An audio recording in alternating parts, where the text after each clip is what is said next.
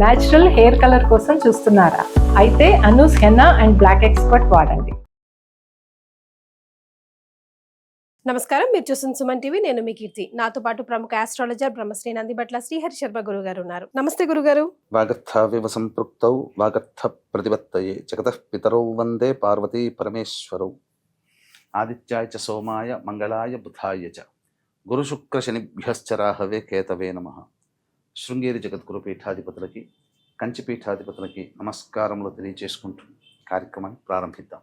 గురుగారు, January 14th Bhogi పండుగ మనమంతా జరుపుకుంటున్నాం. ఇదే రోజు ఏకాదశి రావడం, ఈ ఏకాదశిని శక్తిల ఏకాదశి అనడం చాలా ప్రాధాన్యత సంతరించుకుంది అంటున్నారు. ఏంటి గురుగారు, ఈ రోజు యొక్క విశిష్టత గురించి, ప్రాముఖ్యత గురించి తెలియజేస్తారా? మనకు అందరికీ తెలిసిందేనమ్మా, ఏకాదశి అనేటువంటిది సమస్త విధములైనటువంటి పాపకర్మలని పటాపంచలు చేసే రోజు. అవునండి గురుగారు. అయితే ఈ యొక్క పుష్యమాసములో అమావాస్య ముందు వచ్చే ఏకాదశిని షట్తిల ఏకాదశి అని అంటారు. అంటే షట్ అంటే 6, తిల అంటే నల్ల నువ్వులు. ఈ యొక్క నల్ల నువ్వులని 6 విధాలుగా ఈ యొక్క ఏకాదశి రోజునే మనం ఉపయోగించుకోవాలి. పైగా మన అదృష్టం ఏంటంటే ఈ 2026 సంవత్సరం మనకు భోగి పండుగతో షట్తిల ఏకాదశి కలిసి రావడం. అయితే కొన్ని గ్రంథాల ప్రకారము ఈ రోజున సంక్రాంతి, అంటే కొన్ని గ్రంథాలు అంటే కొన్ని పంచాంగ కర్తలు చెప్పినటువంటి ప్రకారం సంక్రాంతి పుణ్యకాలం 14వ తారీఖు మధ్యాహ్నం 3 గంటలకి ప్రారంభమవుతుంది. కాబట్టి ఎలాగో ఏకాదశి రోజున ఉపవాస నియమాన్ని పాటిస్తాం. ఈ షట్తిల ఏకాదశిని భోగి పండుగనైనా జరుపుకోవచ్చు, సంక్రాంతి పండుగ విధాన రూపంలోనైనా జరుపుకోవచ్చు. కాబట్టి కొన్ని విధి విధానాలు, ఈ పండుగ కలిసి రావడం అనేటువంటిది చాలా విశేషము అని చెప్పవచ్చు. కాబట్టి ఎలా మనం దీన్ని ఉపయోగించుకోవాలి? ముఖ్యంగా ఇది విష్ణు సంబంధమైనటువంటి తిథి కాబట్టి పరమ పూజ్యమైనటువంటి యొక్క ఏకాదశిని వీక్షించేటువంటి మన సుమన్ టీవీ ప్రేక్షకులు అందరూ కూడా వినియోగించుకోవాలి. అందరూ కూడా దీన్ని ఆచరించాలి. ఎందుకంటేనమ్మా, ఇది సమస్త విధమైనటువంటి పాపకర్మల్ని దూరం చేసేది. దీనికి ఒక గాథ కూడా ఉంది. పూర్వము ద్వారకలో ఒక స్త్రీమూర్తి ఉండేది, ధనవంతురాలు. వచ్చిన వాళ్ళకి ఎవరు అడిగినా కానీ లేదు అనకుండా అందరికీ దానం చేసేది. కానీ దీంట్లో ఒక విధానం పాటించేది. కేవలం డబ్బున్న వాళ్ళకి మాత్రమే దానాది కార్యక్రమాలు చేసేది తప్ప అనాథలైనటువంటి బిచ్చగాళ్ళని, అనాథలని దూరం పెట్టేది. అందరినీ దూరం అసహించుకొని దూరం పెట్టేది. ఈ నోట ఆ నోట కృష్ణుడికి తెలిసింది. అసలు ఏంటి ఇది అని చెప్పి తెలుసుకోవాలి, ఆమెకి గర్వభంగం కలగజేయాలి, వాస్తవాన్ని తెలియజేయాలి అనే ఉద్దేశంతో ఆమె ఇంటికి ఒక బిచ్చగాడి రూపంలో వస్తాడు శ్రీకృష్ణుల వారు. వచ్చి అమ్మ భవతి భిక్షాందేహి అని శ్రీకృష్ణుడు అడుగుతాడు. ఆమె ఏం లేదా పో పో పో పో అనేస్తుంది. అలా ఉదయం నుంచి మధ్యాహ్నం వరకు అలాగే అడుగుతుంటే తట్టుకోలేక ఆయన భిక్ష పాత్రలో ఒక మట్టి ముద్ద తీసుకొచ్చి వేసేస్తుంది. అంటే అవమానించి పంపించేస్తుంది. సరేలే అమ్మ అలాగే కానియమ్మ అని చెప్పి నవ్వుతూ వెళ్ళిపోతాడు. తర్వాత ఇంట్లోకి వచ్చి ఆహార పదార్థాలు అందరికీ అంగరంగ వైభవంగా భోజనం పెట్టాలని ఆ రోజు తలంచుకుంది కాబట్టి అప్పుడు ఆ వచ్చిన వాళ్ళకందరికీ అన్నదానం చేద్దాం ఇంట్లో కూర్చోబెట్టి అని అంటే ఏ పాత్ర తీసినా అన్ని మట్టి ముద్దలే కనబడ్డాయి.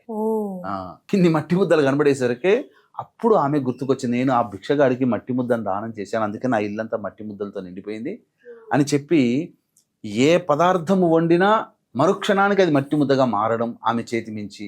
ఆమె ఎవరైనా ఇచ్చింది చేతి నుంచి తిందాం అనుకున్న చేతిలో పెట్టుకోగానే మట్టి ముద్దగా మారడం. ఆహారం దొరక్క కుంగి కృషించిపోయి అనారోగ్యగ్రస్తురాలు అవుతుంది. అప్పుడు ఆ యొక్క కృష్ణ భగవాను దగ్గరికి వెళ్ళి ఇలా జరిగిందంతా చెబితే అప్పుడు శ్రీకృష్ణుల వారు, అమ్మ ఆనాడు నీవు బిచ్చగాడి రూపంలో వచ్చింది నేనే, కాబట్టి ఆ బిచ్చగాడిగా నువ్వు అసహించుకున్నావు. కానీ నీ యొక్క ప్రాయశ్చిత్తం, అంటే ఒకసారి ప్రాయశ్చిత్తం ఇంకా జరిగిన తర్వాత మళ్ళీ నువ్వు తప్పు చేయకూడదు, ఇంకా నీ యొక్క జీవితం అంతా దానాది కార్యక్రమాలకే వినియోగిస్తాను అని అంటే నేను చెప్తానమ్మా అనగానే తప్పకుండా ఆచరిస్తానంటే షట్తిల ఏకాదశి రోజున నీవు విధి విధానంగా విష్ణు భగవానుల వారిని నీవు ప్రార్థించు. ఆ షట్తిల ఏకాదశి సందర్భంగా ఎటువంటివి చెయ్యాలని చెప్పి ఆమె చేత చెప్పడము, ఆమె చేత చేయించడం జరగడం వల్ల ఆమె సంపూర్ణముగా రోగ విముక్తురాలయ్యింది. అలాగే అనంతమైనటువంటి ధన సంపత్తితో అందరికీ కూడా లేదు అనకుండా అక్కడ ధనిక పేద అనే వర్గం లేకుండా అందరికీ కూడా దాన కార్యక్రమాలు చేసి అంత్యమున మోక్షాన్ని పొందింది. ఇది సాక్షాత్తు శ్రీకృష్ణుల వారే ఆమెకి తెలియచేశాడు. తెలియజేశారు. అంటే ఇది కొత్తగా శ్రీకృష్ణుల వారు పెట్టింది కాదు, అంతకు ముందు నుంచే ఉంది. కానీ ఈ ప్రపంచానికి ఆయన ఎక్కువగా బహుళ వ్యాప్తం చేశాడని చెప్పవచ్చు.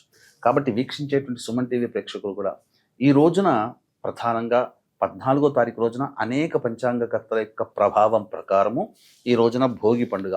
కొంతమంది పంచాంగకర్తలు నిరయనమానం ప్రకారము 14వ తారీఖు 3 గంటలకి ఉత్తరాయణ పుణ్యకాలం ప్రవేశిస్తుంది. కాబట్టి అవకాశం ఉంటే ఈ రోజున ఉపవాస నియమాన్ని పాటించండి. 3 గంటలకి సంబంధించినటువంటిది తిల తర్పణాలు మీ పెద్దవాళ్ళకి లేదా పిండ ప్రదానం ఆ సమయంలో అవకాశం ఉంటే చేసుకోండి. ఇది ఒక పంచాంగ కొంతమంది నిరయనమాన ప్రకారం కాబట్టి 15వ తారీఖు రోజున కూడా మీరు చేసుకోవచ్చు, అందులో సందేహం. ఎందుకంటే 15 సంక్రాంతి. కానీ మధ్యాహ్నం 3 గంటలకి కొన్ని పంచాంగాల ప్రకారము ప్రవేశం చేస్తుంది కాబట్టి ఈ విధానాన్ని కూడా పాటించినా తప్పు లేదు. ఇందులో మీరు అనుమానాలు సందేహాలు పెట్టుకోకండి. ఎలాగో ఏకాదశి ఉపవాసం ఉంటాం కాబట్టే ఇది చెప్పింది. ఇక షట్తిల ఏకాదశిని సంబంధించి ఈ తిలల్ని ఏ విధంగా 6 విధాలుగా మనం ఉపయోగించుకోవాలో మనకు శాస్త్రం చెప్పబడి ఉందమ్మా. కాబట్టి వీక్షించేటువంటి ప్రేక్షకులు కూడా ఈ యొక్క ఏకాదశి తిథి షట్తిల ఏకాదశి భోగి పండుగ 15వ తారీఖు మకర సంక్రమణం కాబట్టి కొడుకుగా జన్మనిచ్చిన తల్లిదండ్రుల రుణం తీర్చుకునే అవకాశం కేవలం ఈ సంక్రాంతి మరియు మహాలయ అమావాస్య పితృపక్షాల్లో వచ్చేది ఈ సంబంధించినటువంటి తిథులలోనే. కాబట్టి ఈ ఉత్తరాయణ పుణ్యకాలం సందర్భంగా దగ్గరలోనే మంచి పురోహితుని పిలిపించి పిండ ప్రదానము తర్పణాది కార్యక్రమాలు చేసుకోండి. ఇవి అవకాశం లేదు, మేము చేసుకోలేకపోతున్నాం అంటే మన పీఠం ఆధ్వర్యంలో కాశీ క్షేత్రంలో బ్రాహ్మణుని కర్తగా పెట్టి తల్లి వైపు 3 తరాలు తండ్రి వైపు 3 తరాల్లో మరణించిన వారి ఆత్మతృప్తి కోసం పిండ ప్రదానము తర్పణాది కార్యక్రమాలు ఈ యొక్క సంక్రాంతి సందర్భంగా జనవరి 15వ తారీఖు రోజున, పుష్య అమావాస్య సందర్భంగా జనవరి 18వ తారీఖు రోజున చేయించడం జరుగుతుంది. అలాగే సాయంకాలము ప్రదోషకాల సమయంలో ఉగ్రదేవత అనుగ్రహం కోసం సర్వదోష నివారణ పూజలు హోమాలు జరిపించి శక్తిపాతం చేసినటువంటి కరుంగలిమాల ఇవ్వడం జరుగుతుంది. ఈ 2 కార్యక్రమాలు వేరు రెండుటిగా మీరు నమోదు చేసుకోవచ్చు. ఇక ఈ షట్తిల ఏకాదశికి సంబంధించినటువంటిది మనం చేసేటువంటిది ఏంటంటేనమ్మా, ఉదయాన్నే లేచి 14న లేచి కాలకృత్యాదులు తీర్చుకొని సూర్యాస్తమయం కంటే ముందే, ఎందుకంటే సూర్యోదయానికే ఏకాదశి వచ్చింది, ఆల్రెడీ ఉండిపోతుంది. గత క్రింది రోజునే 13వ తారీఖుకే సాయంత్రం వచ్చేసేసింది. కాబట్టి సూర్యోదయ పూర్వమే లేచి కాలకృత్యాదులు తీర్చుకొని స్నానం ఆచరించాలి.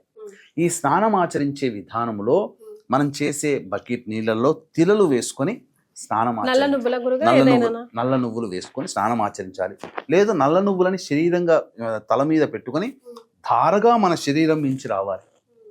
ఒక 10 లేదా 20 గ్రాముల నల్ల నువ్వులు మనం నెత్తి మీద పెట్టుకొని స్నానం ఆచరిస్తే మన ఒంటి మీద గుండా ఆ యొక్క నల్ల నువ్వులు మన శరీరం దాటి వెళ్ళాలి.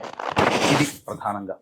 ఇక మొదటిది. ఇక రెండవది, బయటికి రాగానే నల్ల నువ్వులు కొన్ని పిండి చేసుకోవాలి. ఆ రోజున మన శరీరానికి పూసుకోవాలి స్నానం తర్వాత. ఇక తర్వాత రాగానే మొట్టమొదలు ఈ సంబంధించినటువంటి దేవతలకి నల్ల నువ్వులతో అర్చన అయినా చేయవచ్చు. విష్ణుమూర్తికి తప్పులేదు, విష్ణుమూర్తికి కూడా నల్ల నువ్వులతో చేయవచ్చు, తప్పులేదు.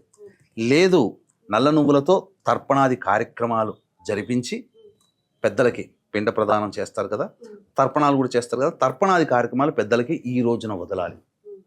ఇక ఇది మూడవది. ఇప్పుడు బ్రాహ్మణుడు కర్తగా ఉంటే పర్వాలేదు, ఒకవేళ లేకపోతే ఎలా వదులుకోవాలని అన్నప్పుడు మనం అంటే ఎవరైనా కానీ దక్షిణం వైపు ఫేస్ పెట్టి మొట్టమొదలు గణపతికి నమస్కారం చేసుకొని గణపతికి ప్రార్థన చేసి, నేను ఈరోజు మా పెద్దలకి తర్పణం వదులుకుంటున్నాను కాబట్టి నాకు అంగీకారాన్ని తెలుపు, నాకు అనుజ్ఞ ఇవ్వు, అధికారాన్ని ఇవ్వు అని గణపతికి నమస్కారం చేసుకొని దక్షిణం వైపు ఫేస్ పెట్టి అప్పుడు చేతిలో నల్ల నువ్వులు వేసుకొని ఒక్కొక్కటి తండ్రి పేరు తల్లి పేరు అలా ఒక్కొక్కటికి ఒక్కొక్క విధంగా, అంటే మొదలు అరచేతిలో కొన్ని ఇంత నల్ల నువ్వులు చిటికెడు వేసుకొని తండ్రి పేరు చెప్పుకొని గోత్రం చెప్పుకొని తండ్రి పేరు చెప్పుకొని పరమపదించిన వాళ్ళ ఆ పేరు చెప్పుకొని అప్పుడు పేరు తర్వాత తర్పయామి అని ఈ విధంగా బొటన వేలి గుండా నీళ్లు వదలాలి. తర్వాత తల్లి లేకపోతే తల్లి పేరు కూడా చెప్పుకొని వాళ్ళ తల్లి గోత్రం అంటే వాళ్ళ గోత్రమే అవుతుంది, ఇలా చెప్పుకోవాలి. తల్లి వైపు 3 తరాలు తండ్రి వైపు 3 తరాలు వాళ్ళ పేరు చెప్పుకొని దక్షిణం వైపు ఫేస్ పెట్టి చెప్పుకోవాలి. అది లేదనంటే ఎలాగో మనం 15వ తారీఖు రోజున జనవరి సంక్రాంతి సందర్భంగా పుష్యమాస సందర్భంగా కాశీ క్షేత్రంలో మన ఆధ్వర్యంలో పిండ ప్రదానం తర్పణాది కార్యక్రమాలు చేయించడం జరుగుతుంది. ఇది తర్పణాలు వదలాలి. ఇది 3వది. ఇక 4వది ఈ సంబంధించినటువంటిది తిలా హోమం చేసుకోవాలి. తిలలతో హోమం చేయాలి. ప్రతి ఇంట్లో అది చేసుకోవాలి. 6 రకాలుగా చేసుకోమన్నారు. మనమే చేసుకోవడానికి ఉందా గురుగారు ఉంటుందమ్మా, అవకాశం? చక్కగా చేసుకో. చిన్న హోమగుండం పెట్టుకొని ఆ విష్ణువుకి సంబంధించినటువంటి అష్టోత్తర నామాలతో హోమం చేసుకోవడం కానీ, లేదా శనికి సంబంధించినటువంటి దోషం, ఎందుకంటే మేష, మిథున, కర్కాటక, సింహ, కన్య, వృశ్చిక, ధనుసు, కుంభ, మీన రాశుల్లో జన్మించిన వారికి ఈ దోషం ఉంటుంది. కాబట్టి ఈ సంబంధించినటువంటి తిలా హోమం చేసుకోవడం. ఆ తిలా హోమం అయిన తర్వాత నల్ల నువ్వులతో చేసినటువంటి పదార్థములు భుజించాలి ఈరోజు. 5వది. జనరల్ గా మనం నల్ల నువ్వులు తినాం కదా గురుగారు. తింటారమ్మా, పూర్వకాలంలో ఉంటుంది, లడ్డూలుగా చేసుకుని తినవచ్చు. చాలా ఇమ్యూనిటీ, ఐరన్ పెరుగుతుంది. భోజనానికంటే ముందు నల్ల నువ్వుల్ని బ్రాహ్మడికి దానం చేయాలి. 5వది నల్ల నువ్వులు దానం చేయడం. 6వది నల్ల నువ్వులతో భోజనం చేయాలి. సంబంధించిన పదార్థాలు, పిండి వంటలు భోజించడం. 6 రకాలుగా నల్ల నువ్వుల్ని ఈరోజు ఉపయోగించుకోవాలి. ఇది విధానం అమ్మ. షట్టిల ఏకాదశి కొన్ని పంచాంగాల ప్రకారం మకర సంక్రాంతి మధ్యాహ్నం 3 గంటలకి ప్రారంభమవుతుంది. భోగి కూడా ఆ రోజే అయింది. కాబట్టి సమస్తమైనటువంటి మానవులు ఈ యొక్క అవకాశాన్ని అందరూ వినియోగించుకోండి. ఎందుకనంటే సాదాసీదమైనటువంటి ఏకాదశి కాదమ్మా. ఈసారి మనకు సంక్రాంతి ఈ ఏకాదశితో వస్తుంది.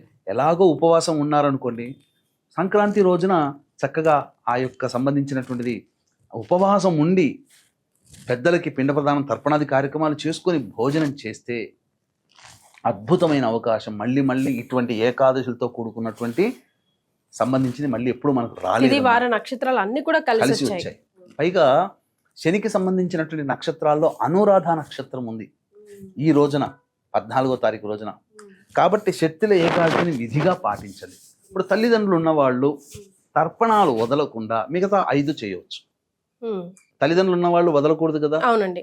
ఇంటి యజమాని తండ్రి చేస్తాడు, మిగతా వాళ్ళు ఈ మిగతా 5 చేయవచ్చు. సో చాలా సింపుల్ అండ్ చాలా పవర్ఫుల్ రెమెడీ కూడా. అంటే సంవత్సరం స్టార్టింగ్ ఈ ఒక్క రెమెడీ పాటించుకుంటే సంవత్సరం అంతా మిగతా 365 రోజులు హ్యాపీగా ఉండొచ్చు కదా గురుగారు. సంతోషంగా బతకొచ్చు. విష్ణుమూర్తి యొక్క అనుగ్రహాన్ని పొందిన వాళ్ళు అవుతారు. పైగా కృష్ణుడి ద్వారా బహుళ వ్యాప్తమైనటువంటి పరిహారం అందరికీ యోగాన్ని ఇస్తుంది. ఎస్ గురుగారు, చాలా సంతోషం అండి. ధన్యవాదాలు. సర్వం శ్రీ ఉమామహేశ్వర పరబ్రహ్మార్పణమస్తు.